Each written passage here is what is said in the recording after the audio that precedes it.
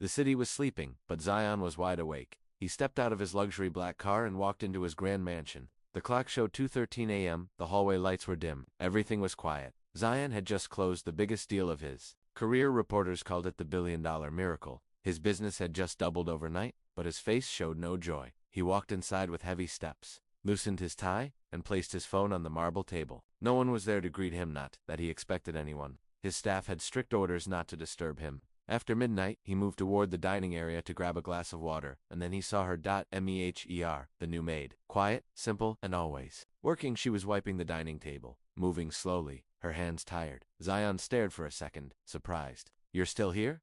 Meher looked up, startled. She stood straight, eyes wide. I'm sorry, sir. I was just finishing." Zion poured water into a glass and sat down. "It's late. Why are you still working?" She hesitated. "There was some spilled juice on the floor, and I didn't want it to stain." He looked at her more carefully now. Her eyes were tired, and her hands were red from cleaning. She looked young, too young to be living such a hard life. "You always take things this seriously?" he asked. "I try," she replied softly. Zion leaned back in the chair. "You don't talk much, do you?" "No, sir," she said quickly. Eyes looking down, there was a long silence. He stared at the glass in his hand, then said quietly, "Do you think people like me have everything?" She looked confused. "Sir? I mean," he continued, "do you think billionaires sleep peacefully?" Meher didn't know how to answer. "I don't know, sir. I've never had that kind of life." Zion gave a cold laugh. "It's lonely. People see the money, the suits, the cars, but no one sees what's missing." Meher looked at him with new eyes. She saw something in his voice, something real. She slowly sat down across from him, unsure if it was allowed. "What is missing, sir?" she asked. Zayan paused. He looked around the big empty room. "Peace, family, love, real laughter, everything money can't buy." For the first time, Meher saw Zion not as a rich and powerful man but as someone broken, someone human. For the first time, Zion saw Meher as more than just a maid. They talked for almost an hour. About life, childhood, dreams they never chased. Meher told him about her village, her little sister, and how she had to work to support her family. Zion shared stories no one else knew, about his parents' early death, about growing up alone with just money and silence. Something connected them, something strange, something soft. Then suddenly a loud sound of thunder echoed. Rain began to fall heavily outside. The windows shook. The mansion felt colder. Meher stood up. "I should leave now." Zion stood too. "Wait," he said, almost whispering. "Do you feel as empty as I do?" She turned around, her eyes shining with something unreadable. "Sometimes," she said, "but I try not to." Their eyes locked. That night, under the storm and silence, something happened, something neither planned. One emotional moment, one human mistake. The next morning Zion woke up late. The sunlight slipped through the curtains. His head was spinning, not from alcohol, but from confusion. He sat up slowly, looked around. Meher was gone. He checked the hallway. Nothing. The kitchen. Empty. "Where's Meher?" he asked the house manager. "She left early this morning," the manager replied. "She said she wouldn't be coming back." Zion frowned. "Did she say why?" "No, sir. She just packed and left." Zion stood still. A strange feeling crept into his chest, but he brushed it away. He had meetings to attend, deals to close. He told himself it was nothing. Just one night. She was just a maid. She left. End of story. He moved on, or at least he thought he did, because sometimes life hides its biggest lessons in the smallest moments, and the truth. 5 years had passed. Zed Hain was now one of the most powerful billionaires in the country. His name was on magazines, his face on TV, and his company was expanding across cities. But, despite all the success, something inside him was always silent, empty. He had everything, but he still felt alone. One cold evening, Zion's car stopped at a red light in a poor area of the city. He didn't usually visit this side of town, but today, he was on his way to a meeting nearby. His luxury car stood out among the broken shops and busy streets. Suddenly a soft knock on the window. Zion turned his head. A small boy, no older than 4 or 5, stood outside with messy hair, dirty clothes, and big, gray eyes. "Sir, please, some money?" the boy whispered through the glass. Zion stared at the boy. He wasn't sure why, but something about the child's eyes made his heart skip. Then, beside the boy, appeared a little girl same age. Soft features, wearing a thin red sweater. She wasn't begging, she just stood quietly, holding the boy's hand. Twins. Zayan slowly rolled down the window and looked at them closely. The girl looked exactly like someone he had once known. And the boy, those gray eyes? They looked just like his. His heart began to beat faster. He leaned forward. "What's your name, son?" The boy stepped back nervously. "Ion, and your sister?" Ariba. Zion froze. His mind was spinning. Suddenly, a woman's voice called from behind, loud and sharp. "Ion, Ariba, don't go near that car." The children turned. Zion turned to Dot. His eyes met hers. Matt time stopped. She looked exactly how he remembered, but thinner, tired, her eyes darker from pain. She froze when she saw him. Her lips parted in shock. Then, without a word, she grabbed both children and turned to walk away. Zion opened the car door. Meher, wait. But she didn't stop. She rushed into the crowd, holding the twins close. Zion shouted, Meher, it's me, please. She vanished around the corner. He stood in the middle of the street, people staring. He didn't care. His heart pounded like a drum, his hands shook. That boy, that girl, his children. He climbed back into the car, told his driver, follow them. I don't care where they go, just don't lose them. The car moved slowly through the streets, but the crowd had swallowed them. Meher and the children had disappeared. That night Zion couldn't sleep. He sat on his bed, replaying the moment in his mind again and again. Could it really be true? Did he have children, twins, with Meher? He remembered her sudden disappearance. No goodbye, no explanation. He had tried to forget her and that night, but now, 5 years later, she was backed out with 2 kids. The timeline matched, the eyes matched. He opened his drawer and pulled out a photo from years ago, the only photo he ever kept from that time. Meher, smiling shyly near the kitchen, her hair tied up, her eyes full of innocence. Now she looked like a woman who had suffered too much. Zion closed his eyes. If those children were really his, where had she gone all these years? Why didn't she tell him? Why was she living on the streets? More than anything, why did he feel like he was 5 years too late? Zion didn't go to the office the next day. He couldn't focus, couldn't think, couldn't forget the twins Zion and Arab on Meher's frightened face. He replayed every second in his mind. The eyes, the names, the way Meher ran from him without saying a word. He had to find her. He took one of his smaller cars, wore casual clothes, and drove himself to the same poor market street. It was crowded, people shouting, selling fruits, fixing shoes on the roadside. Zion parked quietly and stood on the corner, scanning every face. The smell of smoke and dust filled the air. He waited and waited. Then he saw them. Across the street, near a broken tea stall, Meher sat on the ground. She wore a simple scarf, her clothes faded. Ayan and Ariba were beside her, playing with bottle caps like toys. Zion's heart almost stopped. She looked thinner, tired, like she hadn't eaten a proper meal in days.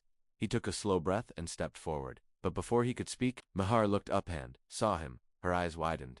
She grabbed the twins and stood quickly. Zion raised his hand. Please, don't run. Meher hesitated. Zion stepped closer. I'm not here to fight. I need to talk. She looked at him for a long moment, then finally nodded. Not here. She led him to a quiet alley nearby. The children held her hands tightly, looking confused. Zion stood in front of her. Why didn't you tell me? He asked, his voice low. Why did you leave? Meher looked down. I didn't leave, she whispered. I was thrown out. What? She swallowed hard. The morning after, the manager came to my room. He said I was no longer needed. He said, you didn't want to see me again. Zion's face turned pale. I never gave such an order. I thought you used me, she said, her voice shaking. I thought you regretted that night, so I left. I didn't have anywhere to go. I was already pregnant. I begged for work, but no one wanted to hire a pregnant maid. Zion stepped back, stunned that she had lived through all this. Alone. And the children? He asked. They're mine. Meher looked at Ayan and Ariba. They looked up at her, not fully understanding. Yes, she said quietly. They're yours. Zion's throat tightened. His eyes filled with something unfamiliar guilt. I didn't know, he said. If I had known, but you didn't. She cut him off. You forgot me, and I survived. Not for myself, but for them. Zion looked at the twins. Ayan was playing with a piece of thread. Ariba was quietly watching him. They deserve better, Zion said. Meher's eyes filled with tears. I know I want to help, he said. I want to take care of them. Meher stepped back. No, I don't want your money. It's not about money, Zion said. It's about doing what's right. She stared at him. You weren't there when I needed you most. I'm here now, he replied, voice steady. Let me be their father. Double quotes. Silence. The air felt heavy. The twins didn't speak. They just held Meher's hands and looked up at the man they didn't know. But somehow, they felt something. Zion knelt in front of them. He pulled a chocolate bar from his pocket and handed it to Ayan. I'm not a perfect man, he said softly, but I'm trying to fix what I broke. Ayan took the chocolate slowly. Ariba leaned closer and asked, Are you Mama's friend? Zion smiled sadly. Yes, a very old one. Meher looked away, wiping her tears. This was not how she imagined things, but the truth was standing right in front of her hand this time. Zion sat quietly on the wooden bench in the corner of the small alley cafe. The place was old, with chipped walls and broken chairs, but it was all Meher could afford to bring her children for shelter. The twins, Ayan and Ariba, sat close beside her. They were eating the sandwiches Zion had brought earlier. He noticed how carefully Mahor tore the bread and shared it equally. She had learned how to make a little feel like enough. Zayan looked at Mahor. She avoided his eyes. I want to know everything, he said gently. What happened after you left that morning? Mahor looked down. Her fingers gripped the edge of her shawl. Her voice was low. I didn't leave by choice. The manager came to my room and told me to leave immediately. He said I had crossed a line, that I had embarrassed myself. Zayan's brows furrowed. I never gave such an order. I swear. She nodded. I know that now. But back then, I was scared, humiliated. I had nowhere to go. No money. No family in the city. She paused and continued. I spent my first night sleeping at a railway station. I was shivering, hungry, and crying the whole night. The next morning I tried to find work, but every house said the same thing. We don't hire pregnant women. Zayan's heart ached. He had never imagined her pain was this deep. Mahor wiped her tears and said, when I found out I was carrying twins, I almost gave up. I thought of ending it all. Zayan looked shocked. But then, she continued, I felt their first kicks, and I promised myself I'll live for them. Even if I suffer, they won't. She told him how she worked in cheap hotels, washed clothes, begged for leftover food from restaurants, just to feed her children. Zayan asked, why didn't you ever try to contact me? She looked at him sharply. And how would you think someone like me can just walk into a billionaire's office? I didn't even have a phone. I didn't want your pity. I just wanted peace. Zayan sat still. For the first time in his life, he felt smaller than his wealth. I understand now, he said softly. You were punished for something we both did. Mahor shook her head. You moved on? I paid the price. There was a long silence between them. The twins played with empty cups, giggling softly, unaware of the pain their mother had buried for years. Zayan finally asked, why are you still on the streets? Don't you have anyone to help you now? Mahor looked down. Ayan is sick, she said. He has a heart problem. The doctors said he needs surgery, but I can't afford it. I tried everything, selling my jewelry, working double shifts, but it's not enough.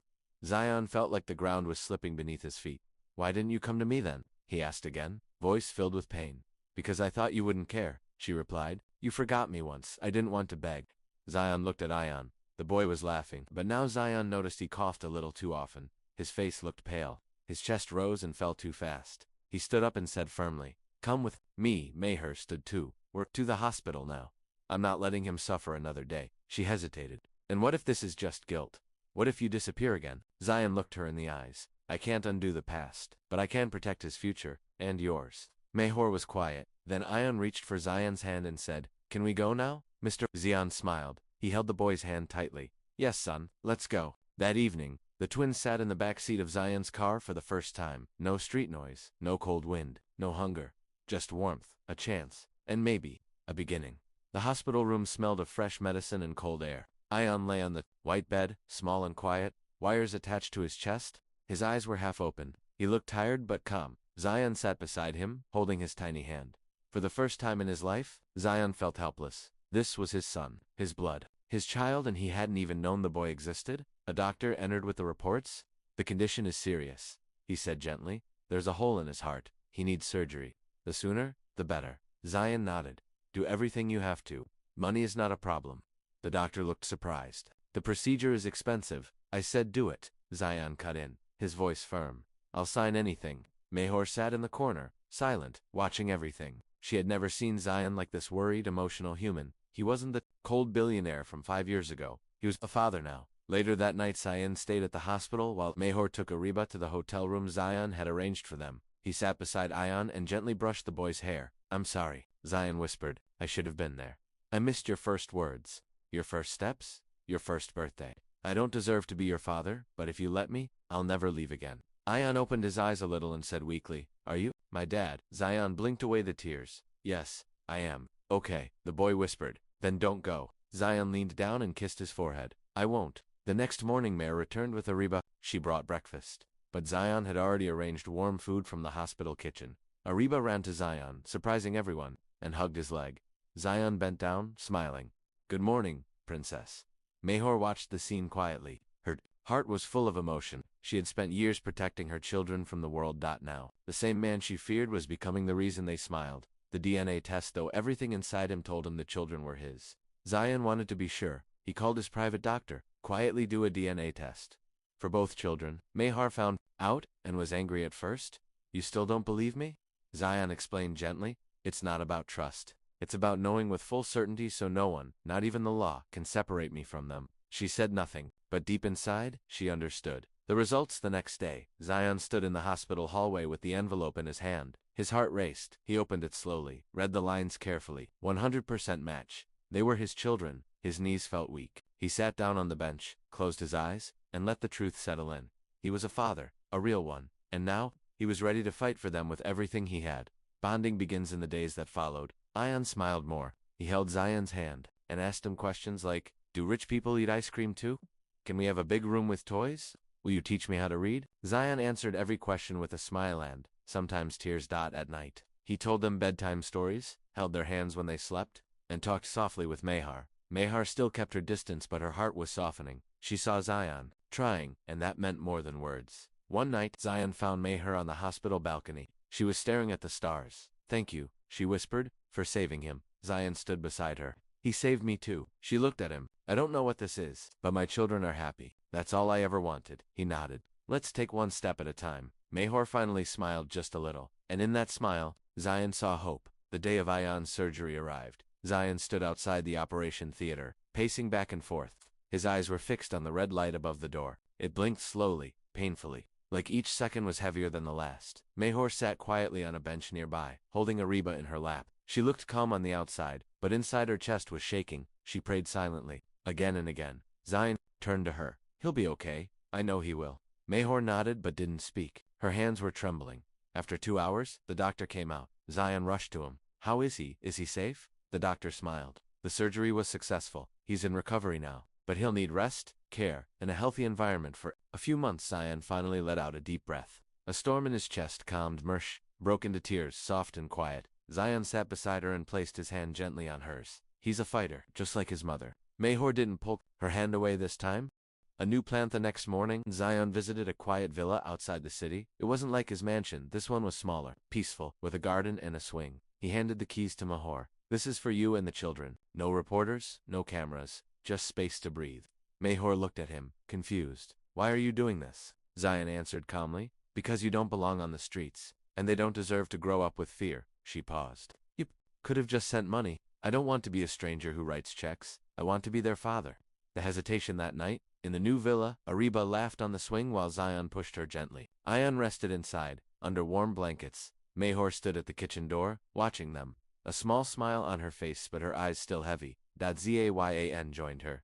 You haven't said much. I don't know what to say, she replied softly. Zion looked at her. What are you afraid of? Mahar looked down. You're from another world, Zion. You wear suits worth more than everything I own. What happens when the media finds out? What happens when your people say, she's not good enough? He shook his head. I don't care about them. But I do, she said. Because I've lived with judgment every day since I left your house. Zion was silent. He knew she wasn't wrong. She continued, one day you might feel ashamed of us, of your past, of this mistake. Zion stepped closer. That night wasn't a mistake, but leaving you was.